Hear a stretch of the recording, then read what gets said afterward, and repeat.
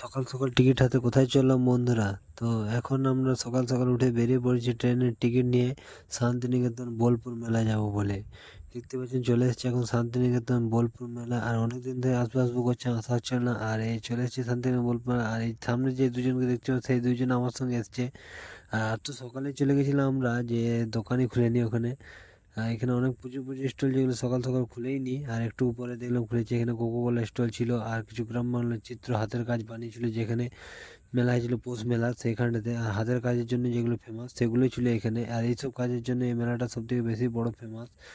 আর এখানে দেখতে পাচ্ছেন কত কি বিক্রি হচ্ছিল, আর তার মধ্যে এটা একটা ছিল। আর এখানে এই দিদিটা এই বাচ্চাগুলোকে খুব হেল্প করলো, আমাদের কাছে চাইছিল, আমরা কিছু দিতে পারিনি। আর একটা পোজ মেরে নিলাম। আর দেখা যাক। আর এখানে কিছু পরিমাণ ফুল বেচছিল, যে ফুলগুলো আমার খুবই পছন্দ হয়েছিল, কিন্তু দামও প্রচুর ছিল যার পর আনতে পারিনি। আর এখানে একটা বই দেখা যাচ্ছে, আর এই বইটা হচ্ছে আমাদের ইনস্টাগ্রামের সব থেকে ফেমাস বই, পদ্মজা উপন্যাস। এই বইটা আমার কেনার খুব ইচ্ছা ছিল, কিন্তু সেখানে প্রচুর দাম বলছিল, 800-900 টাকা মতো। তারপরে এখানে চা খাচ্ছিলাম, যে মাটির ভাঁড়ে পোড়ানো চা, খুব সুন্দর চা, দামও প্রচুর নিয়েছিল। আর সব মেলাতে আপনি একটা এখন কমন জিনিস দেখতে পাবেন, সেটা হচ্ছে ড্রাই ফ্রুট। ড্রাই ফ্রুট সব জায়গায় দেখতে পাবেন। আমি একটা চিয়া সিড নিয়েছিলাম, সস্তাতেই পড়েছিল, 500 টাকা কিলো। আমি 100 গ্রাম নিয়েছিলাম, 50 টাকা পড়েছিল। আর এটার ফুল ভিডিও আমার এই চ্যানেলে আছে, দেখতে পারেন তোমরা। আর এখানে বেরিয়ে যাচ্ছিলাম, বেরোনোর সময় দেখছিলাম প্রচুর ভিড়, কিন্তু আমাদের অনেক দূর যেতে হবে বলে আমরা তাতে বেরিয়ে গেলাম।